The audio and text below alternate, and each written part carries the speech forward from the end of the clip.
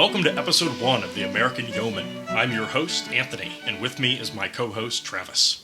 Today we are discussing the topic of abortion. Trav, would you like to explain why we chose this particular topic? Yeah, mostly it's because I had this conversation about abortion with this older woman.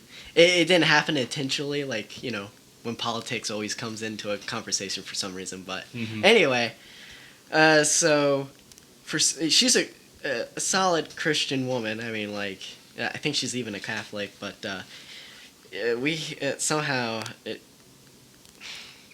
she's like one of those pro-abortionists for some reason. It's like, where do these women come from? Like, within the church. I mean, I thought, like, you know, since we're all made in God's image and, you know, murder is wrong, I thought we would, this wouldn't even be a debate with Christians at all, but I guess it is, more so. I mean, you probably don't even realize it, but probably most of the women around you probably believe in some certain extent abortion is all right.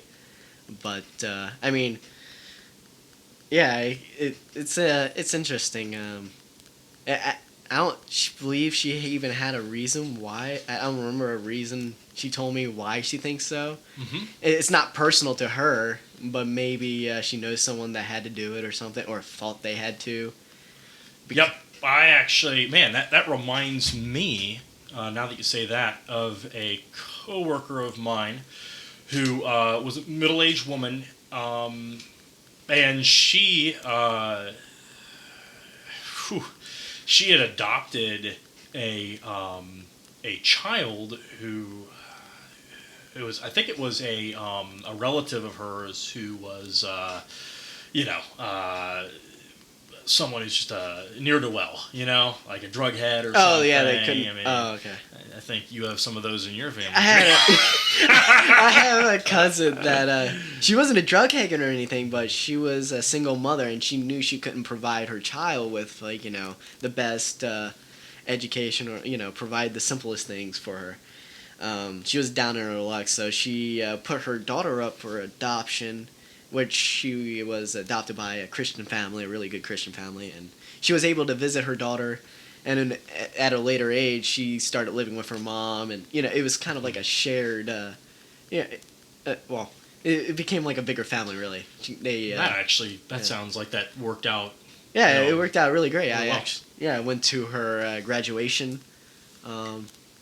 Yeah, it was pretty neat. So this story is a little sadder, and I hate to do this because I really actually like my colleague, and, you know, this is someone who's very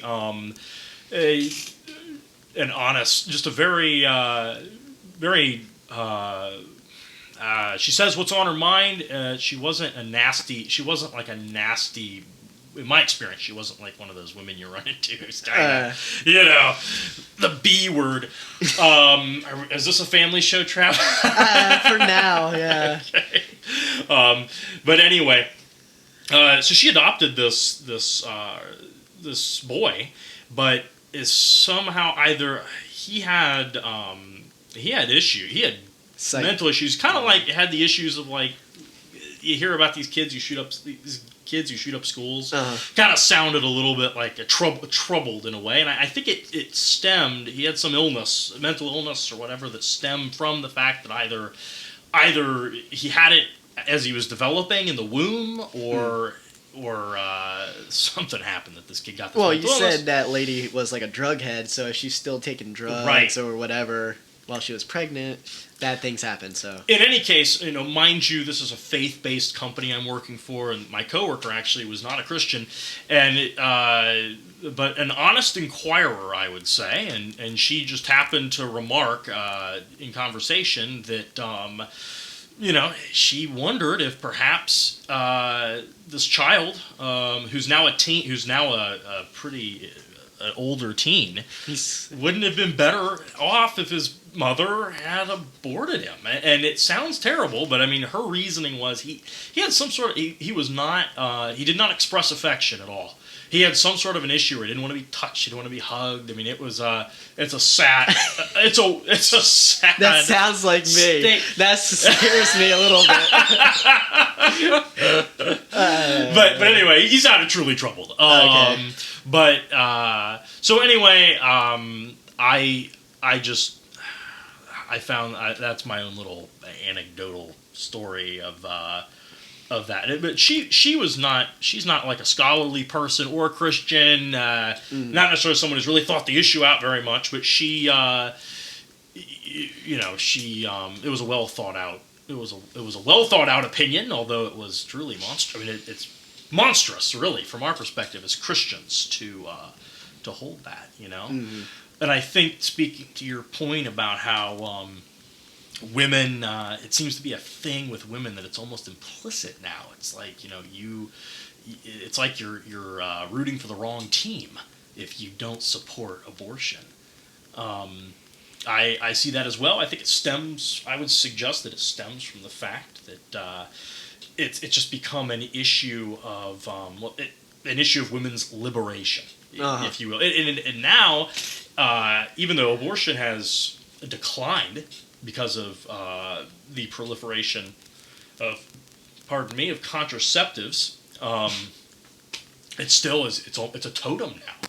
And it's rather remarkable. I don't think we knew how much of a totem it is until Roe versus Wade got overturned. Mm-hmm. And all these people, oh my gosh, another one. Someone I know, a young man I know who I know he wasn't a Trump supporter. But he, I'm trying to think how to describe him without being too personal. But in any case, I know that he held anti-abortion beliefs prior to in the past. I know really? Pretty standard. I think he got involved. I think he got involved with a woman who got an abortion. Feminist, yeah. But anyway, it's become this sign, That's interesting because I never hear really from men that really, they all hate abortion. Mm-hmm. It's like they're the exact opposite of women right now. It's kind of weird, where men want to be more traditional, traditional family and stuff like that, while women are like it. Both are suffering. Both men and women are suffering in this. In this liberal, late stage liberal modernity that our society is, that stage that our society's in. But I feel like men are more, in my experience, it seems like men are more aware of it in general and are more pushing against it, and women are not. Although both are suffering, women seem more bought into the idea that the patriarchy makes them suffer. The Marxism, element, cultural Marxism has introduced that division between the sexes. I mean, that's also that's how they get the votes. When you 80% of women or something vote for Democrats or whatever, that's how they get votes, and they did that same with the whites and blacks and stuff like that. And now they're bringing in the Hispanics, hoping that will continue their reign of, I mean, they own both parties, but, they like, for some reason keeping the Democrats minorities, voted in.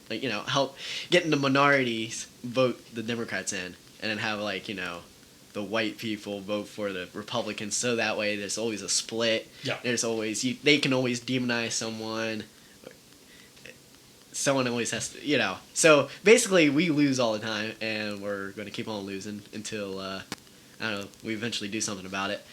But and let's also not forget that tendency to encourage strife is ultimately satanic in origin. I mean, these our earthly enemies have demonic masters, and I think that's something that our side of the Great Divide, to quote Z-Man, needs to keep in mind.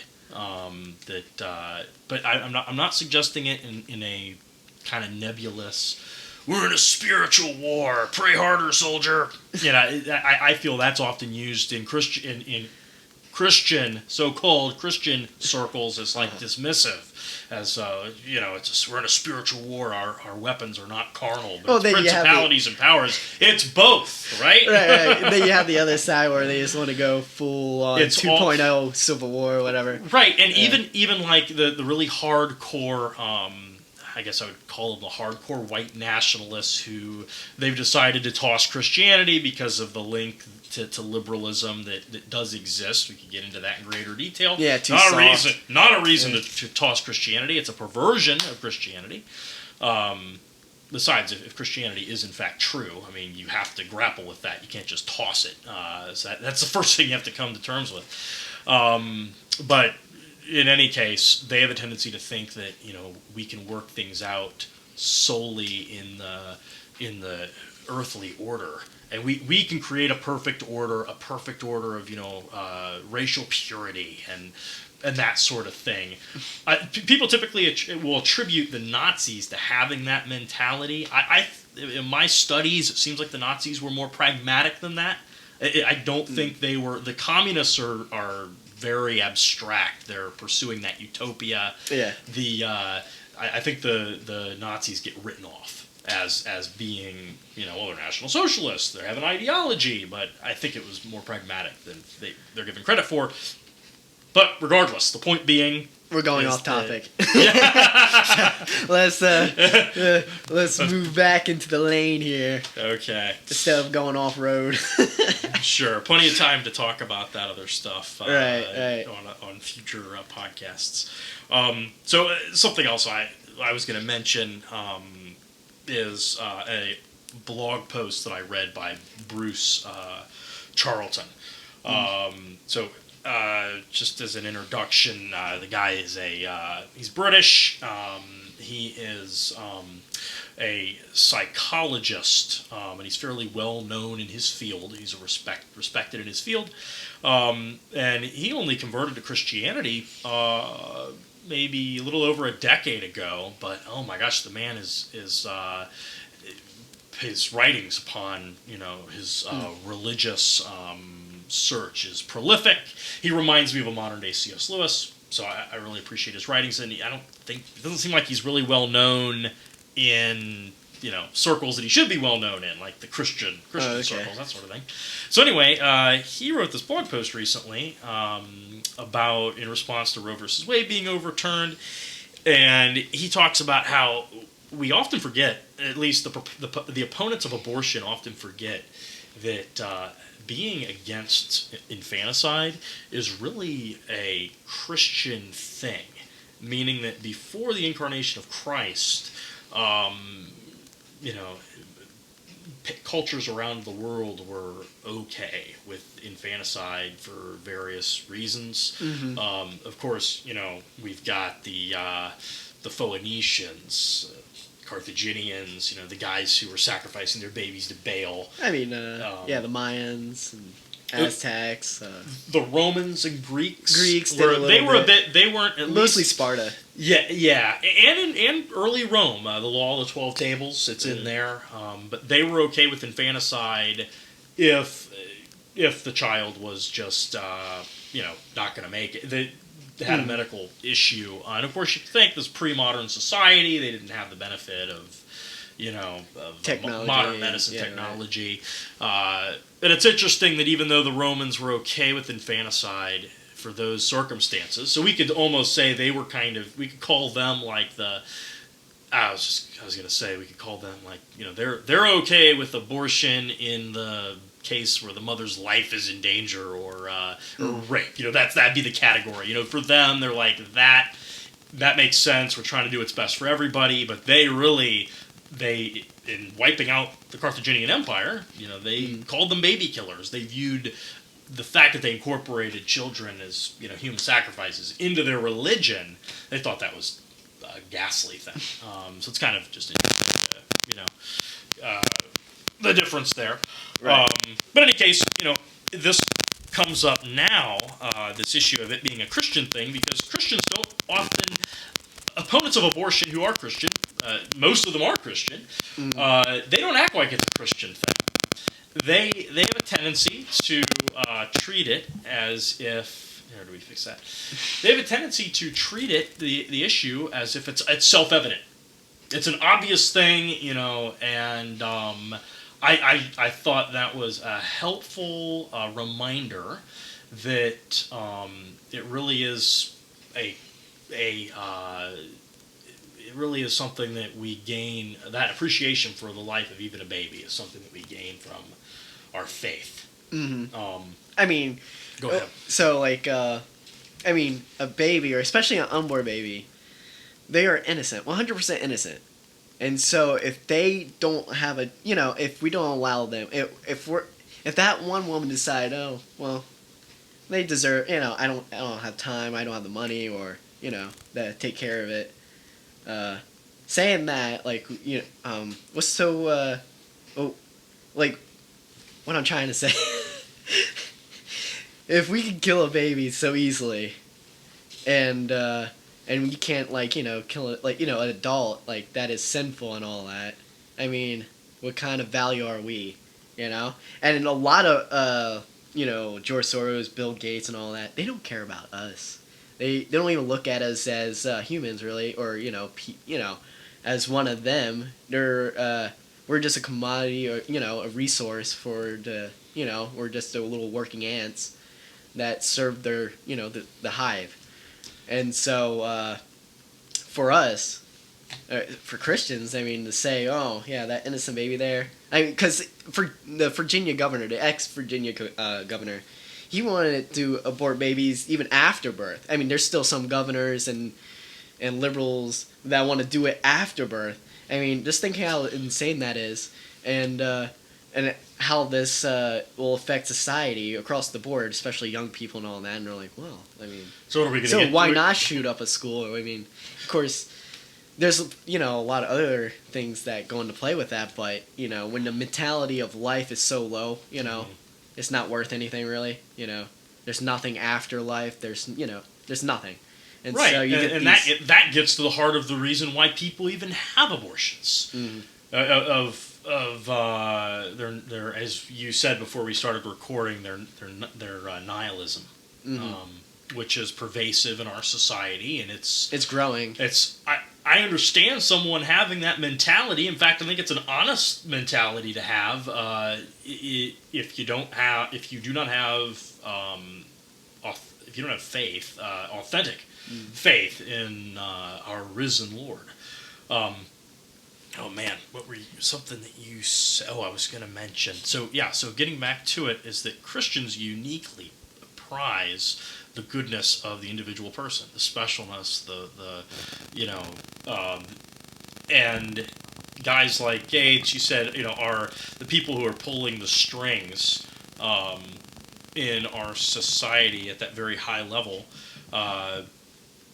Again, this is funny you mentioned, because Bruce Charlton just today he posted something talking about the evil of what he calls strategic thinking, and that on a certain level it is inherently wrong to think on this really zoomed out broad scale where you're just moving people around like pawns. Mm-hmm. You're thinking about groups of people, and it's a bit of a paradox, but I mean, we always have to remember that groups of people are comprised of individual persons, and that, I mean, at the end of the day, while it's helpful to think about, blocks and things, I mean, right. It's ultimately inaccurate. It's ultimately an abstraction. Mm-hmm. It's not the concrete. And so, the oligarchs and just these truly vile men are thinking in those terms. Like you said, they look at us like we're dirt. I mean, they're open about it too, which is kind of insane. It's like no repercussions for these people or anything like that. They just openly say, "Oh, we're gonna destroy America," or we're gonna do this and the other. Or Bill Gates, I think he was making a joke how he changed the code to make the vaccine. Like, you don't even know what's in it really. Stuff like that. Like, they get away with it. They get away with it. Yeah, they get away with it. Nothing happens. Same with, Hillary Clinton and all those. Yeah. It's a huge problem. that no one is working on because everybody's bought off, really. And so They're satiated. Yeah. They drank the Kool-Aid. Yeah, and of course. And then you have these Republicans that, especially here in Maryland, where they don't want to rock the boat for some reason. Because I guess they got bought off too, I guess. I mean, there's other people making a great effort in their states, and for some reason we can't do it here. They make the lamest excuses. And, they do. And we've recently gotten involved more than we ever have in local politics, and so we've really been seeing that Right. late in particular. Either you, stay here and fight, or you have to move out and start a little colony somewhere. I mean, and unfortunately, that's increasingly the land is increasingly hard to find for that purpose. Yeah. But I too get that itch, my friend. And of course, now, lacking a haven, we have to fight. So, I was going to say something. Go ahead. Sure. So, what? Okay, so then this was the original article I mentioned from Charlton when I was with his point on abortion. I think we need to, what we can take from that is, I think we need to stop identifying Christians based on their abstract doctrinal positions. Yeah. And we need to identify them on their positions on concrete issues. Because we're very much used to going, you have the right doctrinal position. You believe the right thing about God. And the fact of the matter is, God is ultimately a mystery, and what we say about him is just trying to kind of get as close as possible to understanding that mystery. But at the end of the day, my formulation, maybe I'm just not expressing, my picture of God as accurately as it could be. Yours could be a bit more accurate, but in our hearts, we still care about the same thing. Right. And it seems to me that based on Scripture and talking about deeds, by their deeds you'll know them, whether or not they bear fruit. Christ himself encourages us to not go around and say, what do you believe about explain to me what you believe about the Trinity. Rather, do you love do you love your Father?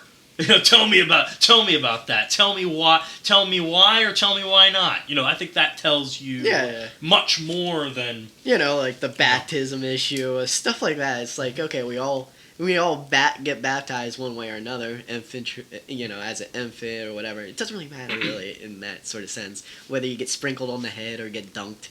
Right. Yeah. So I would suggest further then that your older woman that you were talking to, I would challenge and say I don't think she's a Christian. I don't care what she says based upon her position on abortion. I think that we that tells us what we need to know. And of course, Christians are used to saying, I can't judge. I didn't say she's going to hell, but for practical purposes, we have to draw lines, and right. And that's the other a useful thing. line. I mean, because we're all under the same law, God's laws, and the fact that you say you can't judge another Christian, we have both the same standards. We're doing it under love because we don't want you to keep on sinning. I mean, if we allow you to keep on sinning, we're sinning. So, right. And the fact of and that is another good point, because another thing that Charlton brought up in the same article is that we ought to be a little bit restrained in our souls in celebrating what appears to be an earthly triumph, meaning the side of goodness appears to have won something, a victory, in the temporal order. And we have to be a little bit careful about that, about being too gleeful, resting on our laurels, etc., because you get prideful and that, for our own souls, and look who gave us this victory. a institution of the American government.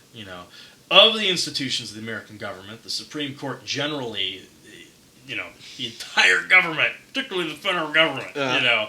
I couldn't give a fig for anyone in it, or their credibility is shot. It's been shot since 1865, to be completely honest. Am I right? You're 100% right.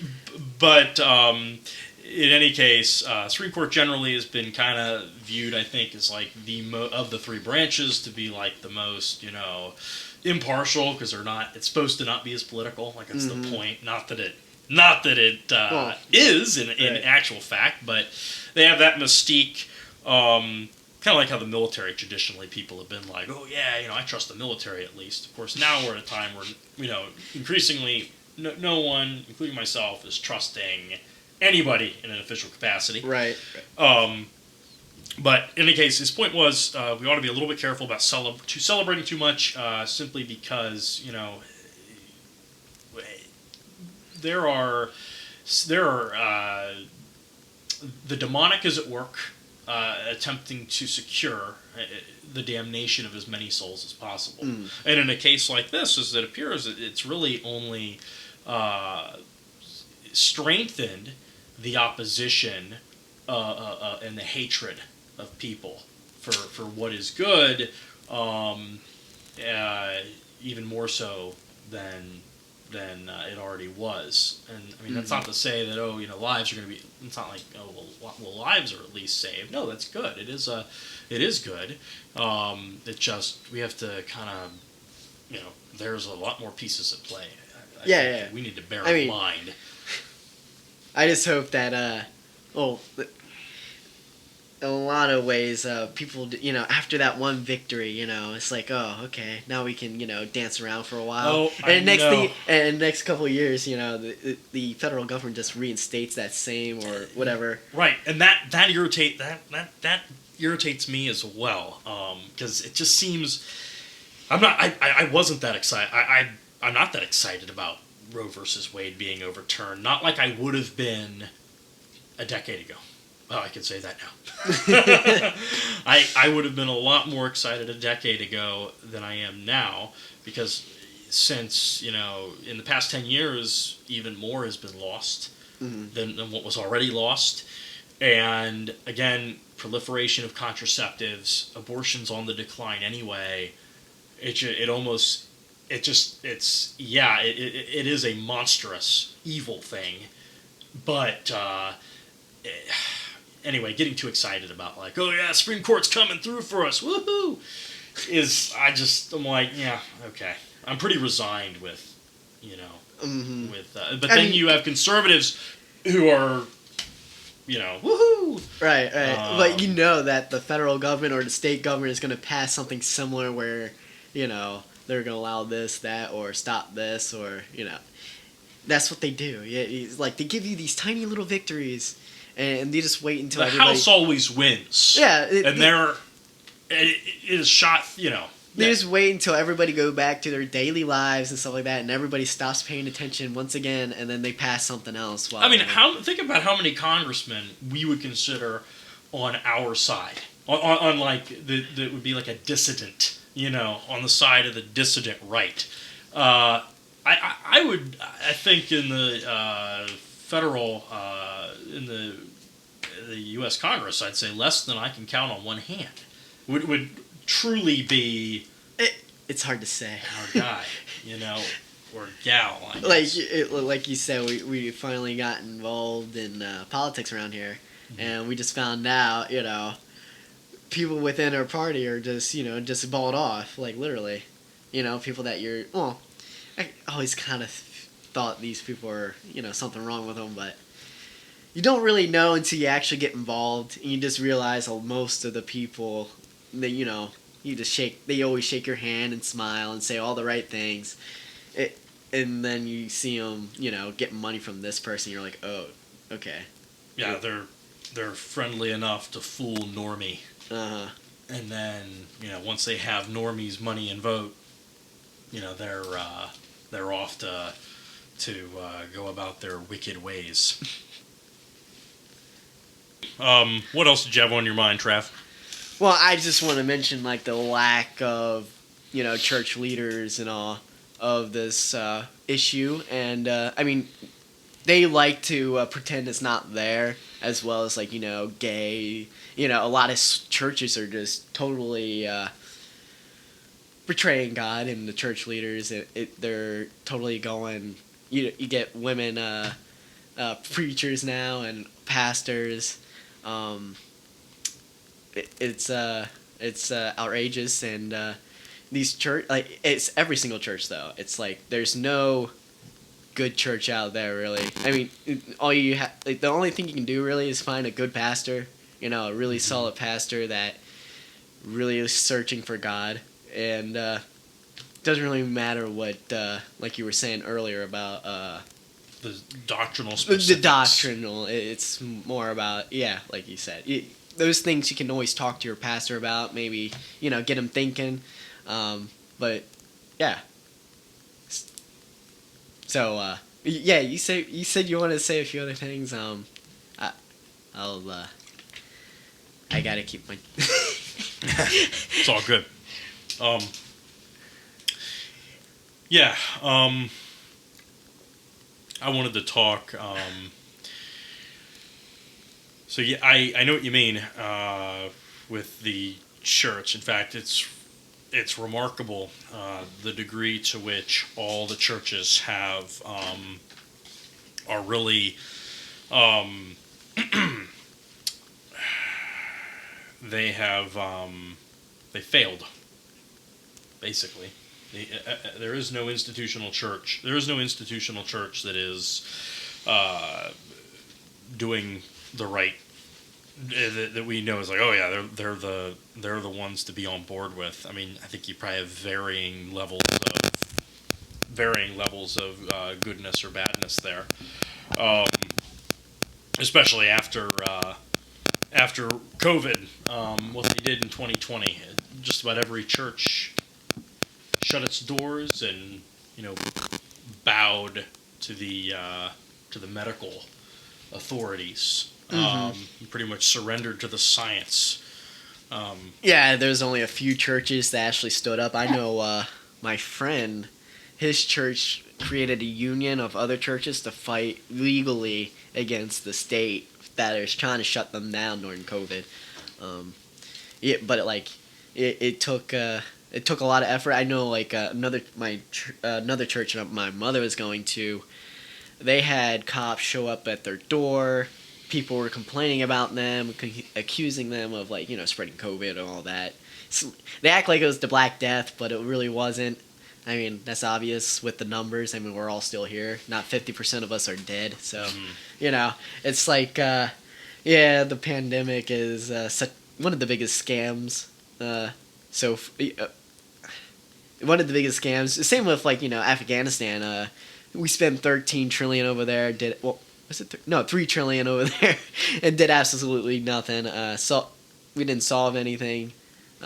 Just lost a lot of guys over there.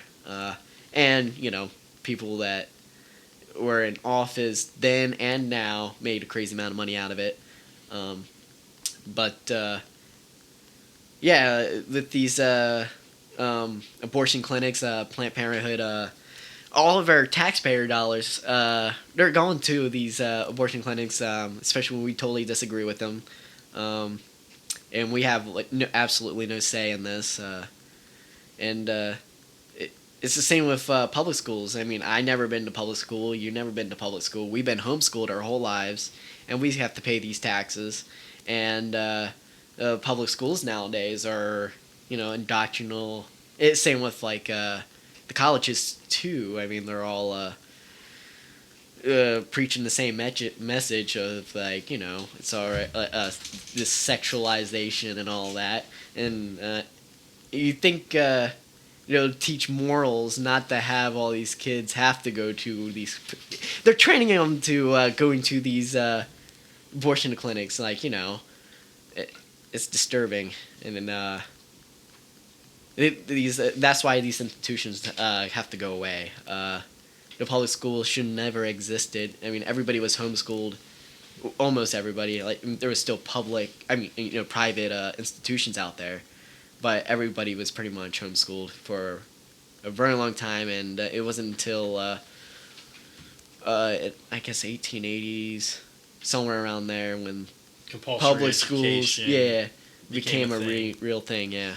And that actually gets into really what I think is going to be our next probably our next topic, or at least one of our next topics, is to discuss our views on education.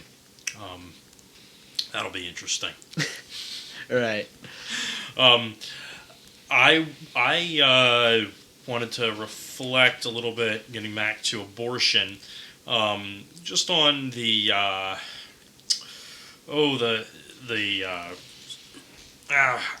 wrote down in my notes the selfishness of the act, and it's easy to sound like you're on a high horse discussing these things, which is the farthest thing from my intention, because the selfishness to which I'm describing is common to all of us in Right. this age that we're living in, of Yeah, it's a very materialistic world we live in right now. right. So, Yeah, and it's kind of getting back to the idea that it really is a Christian mentality to be against abortion, because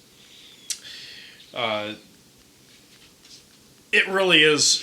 It's asking to ask someone to bear a child is asking them to be self-sacrificial, but it's not. On the face of it, it's not an unnatural sacrifice. It's very natural in the sense that it's and actually what I believe is that what God calls us to do is entirely natural.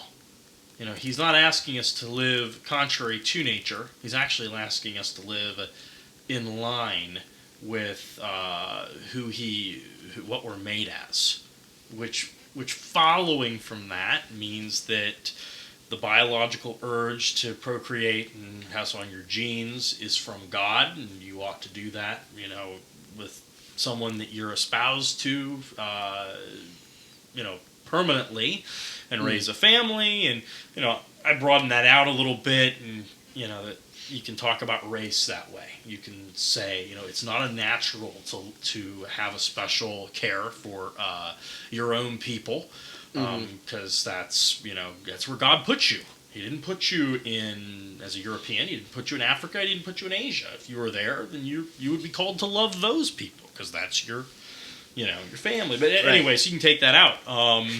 So it's entirely natural to so in effect to be pro-abortion. I mean, you're anti-natalist. You're against nature, and of course, I mean, this is the direction of our age.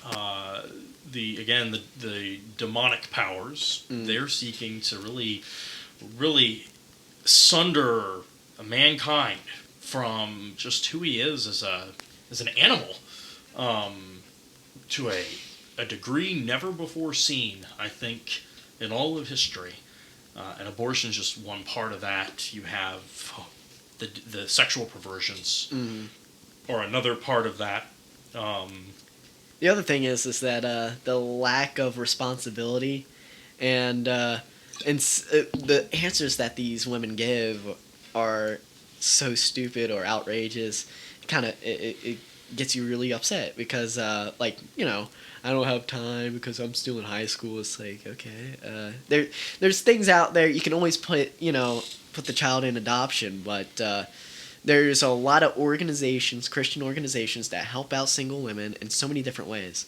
You can get strollers, this and that from, I think, you can just look it up. There's crazy amount of organizations. I can't really name them off my head because I'm bad with names, but yeah. The other thing, the other answers is most of it is time and money, and you can get both those things from the church. And that's what the church was always good at, is with orphans and single mothers or widows. That's what they. That's what the church was really, really good at, and it still is today. Well, less so, but it is good today. And it's really the growth. It's just as an aside. It's the growth of government intruding into that arena of that private charity used to occupy.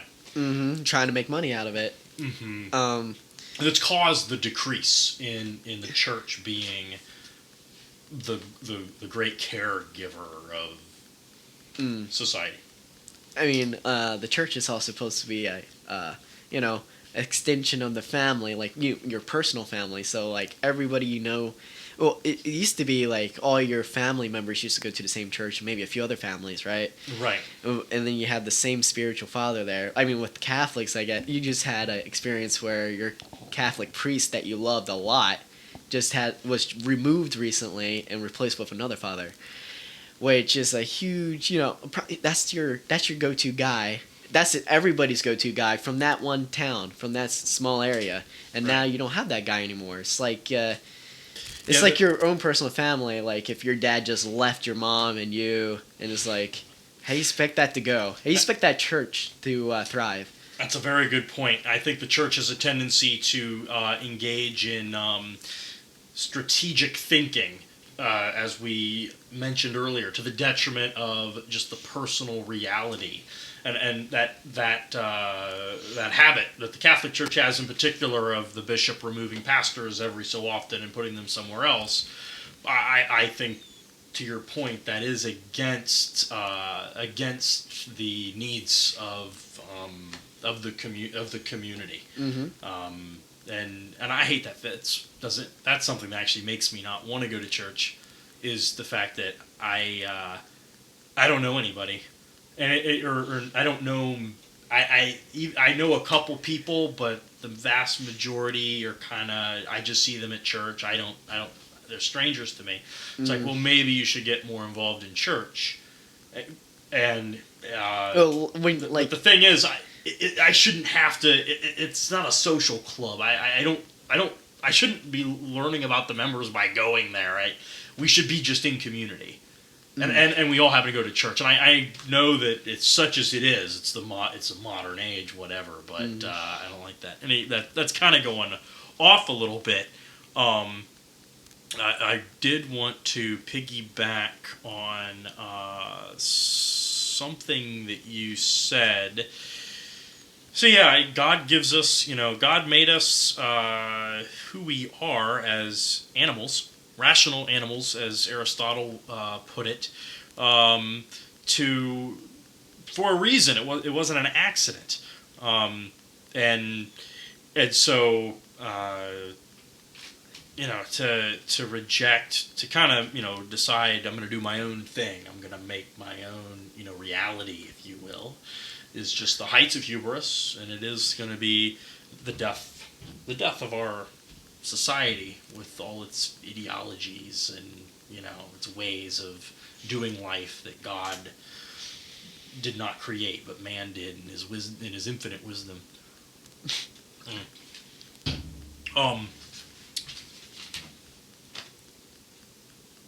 I'm trying to think here. I've got more stuff, but you can talk too. Oh, okay. I can talk now? You can. I'm going to let you do it. All right. So, I mean, it's the younger ladies. They're I met a few that are kind of weird, where they're like they're absolutely against marriage and absolutely against like the family. It's kind of and these are supposed to be Christian women. And I talked to one. She's like, "Yeah, I'm selfish." And it's like, okay.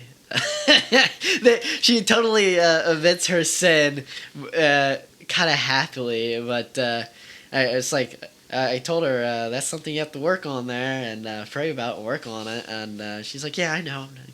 It's like as long as you know. Okay, now that gets it off my chest, and it's totally on you now. And God, so I mean I'm there. I'll help, but it's like these women, they absolutely know, what the right thing is. They totally like they totally they know what the right thing is, and they just they're just too selfish, I guess, or they don't have the strength or the willpower or or the willingness to do it. So as for now, anyway, maybe they'll change in the future. But Yeah, and that's what we can only hope and pray for. And I'm glad you brought that up because I've been thinking about it recently, actually. The young women that I've been acquainted with, who I lost touch with them. I look back and because everyone has a public profile nowadays on the internet. I look back and just say, I wonder what they're up to. And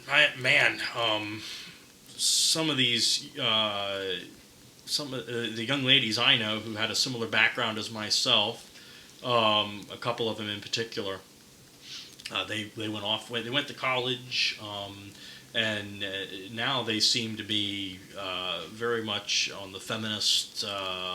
college has that effect. Persuasion.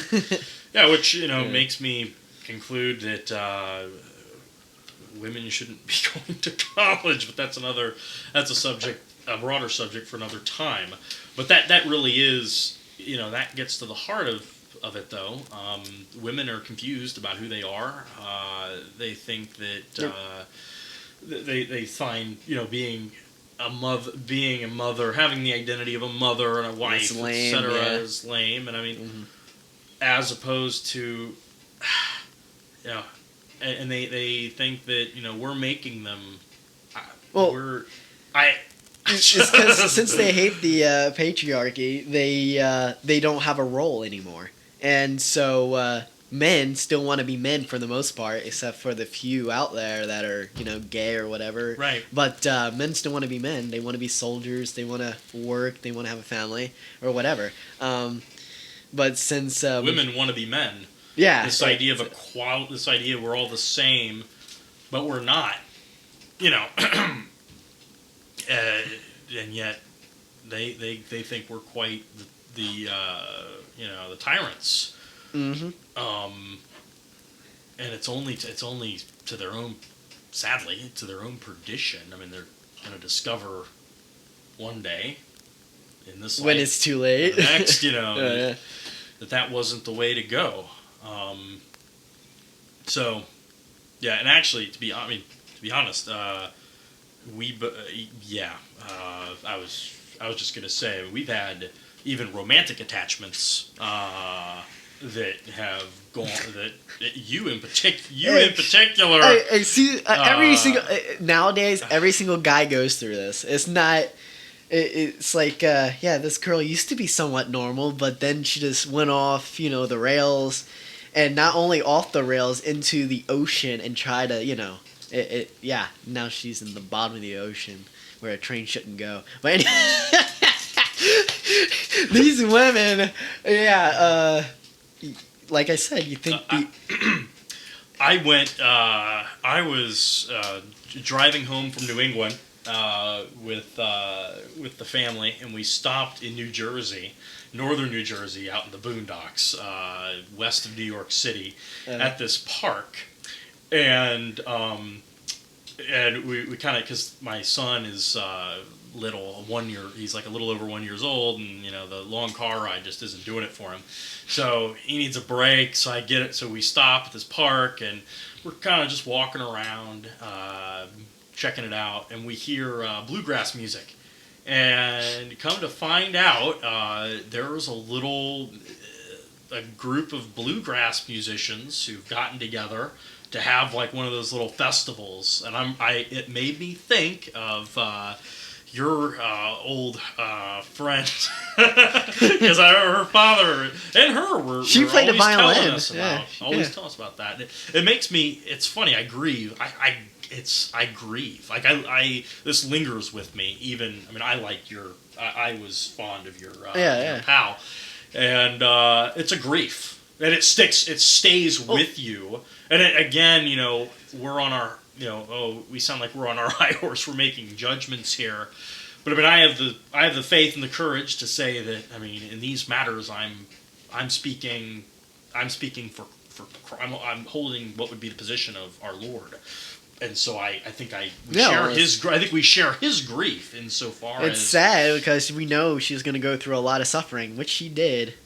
She's in a better place right now. She's sure. not dead. Right. Yeah. But she's doing all right now. She's not so a little happier ending there, but I'll just say she's doing all right now. And hopefully not the ending necessarily, because Hey. we're all in a perpetual growth to what God with God wanting us to be a particular thing. Either we're declining from that or we can go towards it. I mean, we have free will. It just so happens, getting back to the institutional thing, we're living in a time where even the church, in its confused messaging, its lack of clarity, is leading people leading people astray, is not directing them clearly and concisely. And I don't mean that in like a tyrannical, like, these are the rules, you will follow them, or we're going to burn you. I just mean that just being clear and being, and not when that's a whole thing. That's a whole conversation to get into right there, but it stands, and that's something that actually irritates me a little bit about when I read anything from like a Catholic site, a conservative Catholic site. Sometimes, I mean, they can be really They can come off. They can be gung ho about abortion, for instance. Okay. But then they lack. But then there's other things around that they need addressed, and we're not talking about that. You know what I mean? Like just just a lot of the facets of the women's liberation. In fact, it's like, oh man, I had the perfect thing about that. It's like, so our wages as men in a job are depressed by women. Now Mexicans, but yeah. Sure. By women getting in by the fact that we're competing now with women, and then that makes. I'm sorry. There we go. Okay. And then that makes it so that then that makes it I can't provide for my family. So my wife, who wouldn't be inclined to work outside the home, has to work now because there are some women who are wanting to be fulfilled. Right. So then she has to work outside the family, and then so our earning potential is hampered just by these low wages that I'm receiving, and the fact that. Think about it, my wife, let's say we want to have a lot of kids, and we do. We certainly want to have more than one. And anyway, we're in a situation where she needs to work, but to have more kids, obviously someone needs to be with the kids. Right. We don't want to send them to school. We want to homeschool them. Or even if they were young and we just wanted to send them to daycare, which, but let's say we did. You hear horror stories about those. You sometimes. Sure do. Yeah. It's an arm and a leg to do that. So effectively, it's like we barely have our head above water. And I'm not blaming it. I'm not blaming low wages entirely on the fact that women are in the workplace, but I was at a company where women were getting promoted. A lot of women, multiple times, a woman would get put in a position or promoted above me, or maybe I want that job, and all of a sudden they'd pick some young woman for it. Fairly consistently, and in the end, by the time I left the company, when I started, there was a lot of guys there. When I was done, there was a lot of those guys had left, including me. There were a lot of women that had replaced them. But then, this is what killed me. So, it's a Catholic company, all right, and right. The Catholic Church teaches that all forms of contraception, with the exception of natural family planning, are wrongful. So you can space your pregnancy. You can space your pregnancies by the rhythm method, because women are not fertile all the time. So basically, you can figure out when she's fertile, when she's not, and then you guys would procreate when she's not fertile if you're wanting to avoid pregnancy, or if you're wanting to get pregnant, you procreate when she's fertile, etc. And it's actually fairly accurate. So anyway, that's allowed, but not artificial means of contraception. And this is just it's protecting it's protecting what the sexual act is for, and that the importance of that. It's a bit of a subtle distinction, but I mean, there is some. I do find in my heart that there is something icky about using artificial contraception versus using a natural method, because effectively God gave us that to space. He gave us, because otherwise women would just be fertile all the time, right? So we can use that. But anyway, Catholic company doesn't allow contraception, but because they hire women in line with, not saying they shouldn't hire any women, but I'm saying, but because we're in this society and they're participating in the way society goes, which is hiring all these women, etc. Suddenly, I'm forced into a position where I'm contemplating, man, it might be easier to use contraception because I don't have enough money to have all the freaking kids that the Catholic Church wants me to have while I work at this Catholic company that pays me low wages. You follow me? I'm getting you. Yeah. So anyway, I wanted to get that one out for a while. I'm not naming names, Trav. I'm not naming names. I kind of want to, though. But I think that is just the thing. It's again getting. The reason why I started off on that was because I was talking about how I want a more robust conversation as opposed to just in the church, in conservative circles, as opposed to just fixating on these minor things. And it's like, there's a whole can of worms. There's a whole thing here. And you guys are not wanting to touch some of these things. You're not wanting to touch. Yep. Even though, 100 years ago, your position would have been completely different. But now the Overton window is shifted. So this is okay. Women, women being in the workplace to the degree that they are. Mm-hmm. But abortion's still not okay. But really, if we look at it, they all connect. All these things connect. But you're only focusing on the one thing. And I just can't really take you very seriously. I'll let you in here, Trav, but then I wanted to tie this into the constitutional kind of thing, because Roe versus Wade was, the debate was on whether there was a right to abortion in the Constitution, and this is another reason why I'm not as excited as I might have been, because again, I used to think that our government was had more integrity. It was more, it had some bad apples, but on the whole, we just needed to get back to the original intent of the Constitution. That's what the conservatives were always saying. But the thing is, the original intent of the Constitution, we would have to reverse the 17th Amendment, the 16th Amendment, 15th Amendment, 14th Amendment, 13th Amendment. We would have to go back before 1865 to get to the original intent of the Constitution. Are we willing to do that? And outside of the dissident right, the answer is no. Are you crazy? And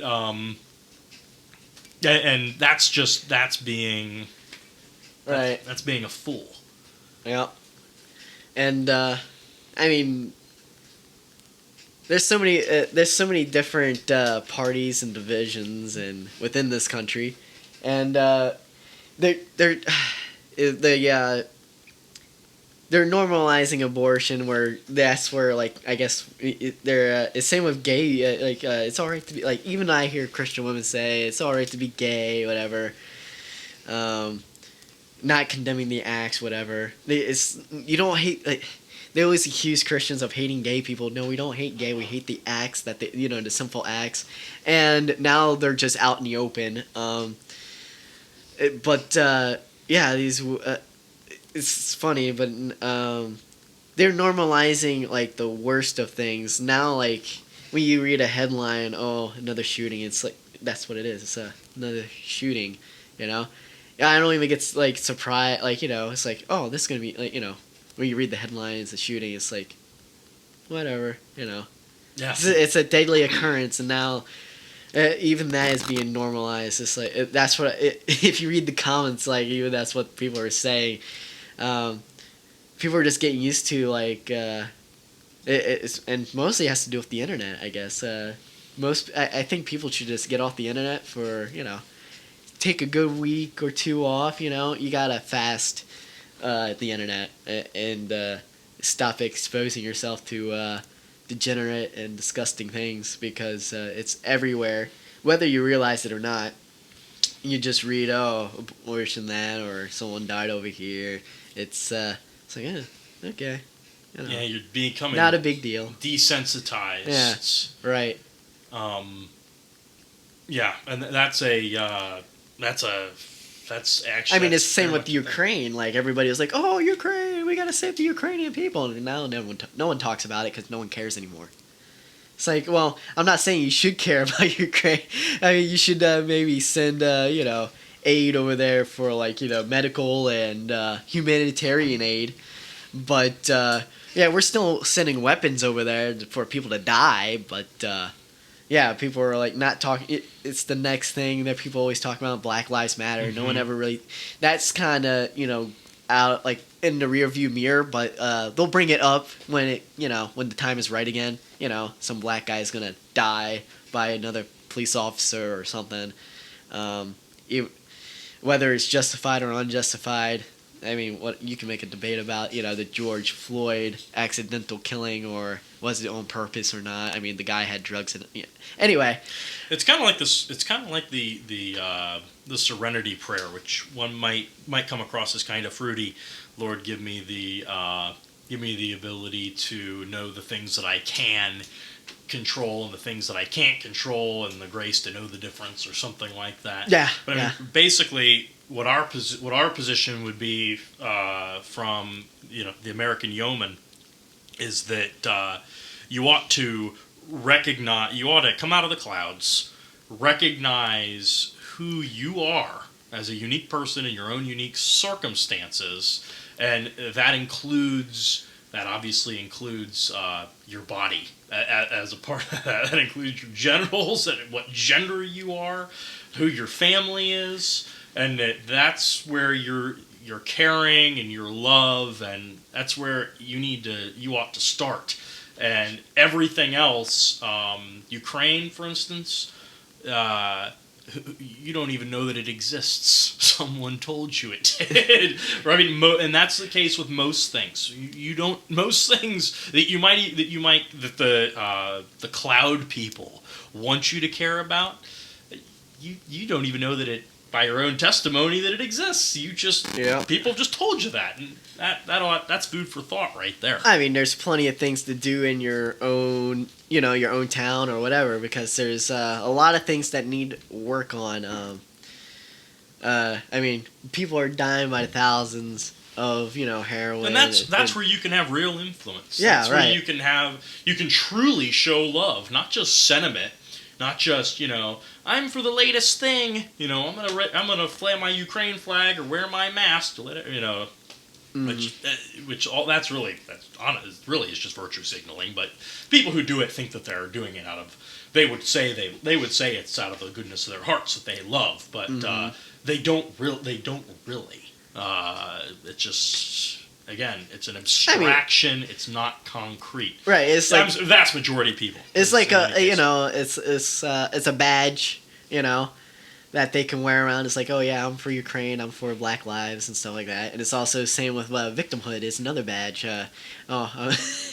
Or even become like some kind of race or some kind of gender. That's another badge. It's like you can wear it on your chest and be like, yeah, I'm all these things, and you can't touch me. These people that claim Christians are so pious, noses up in the air and stuff like that. Well, they are the same or even worse, than some zealots. But yeah. Agreed. Very much so. So I'm looking over what I had, and I think in a somewhat meandering, way, with some stops along the way, we did treat the subject to, at least to what I felt like expressing. Yeah. I know we kind of went all over the place, but It goes in a lot of directions. hopefully they can follow along. That's the only thing we're gonna apologize for. Well, thank you for joining us this week on the American Yeoman, and we will see you next time.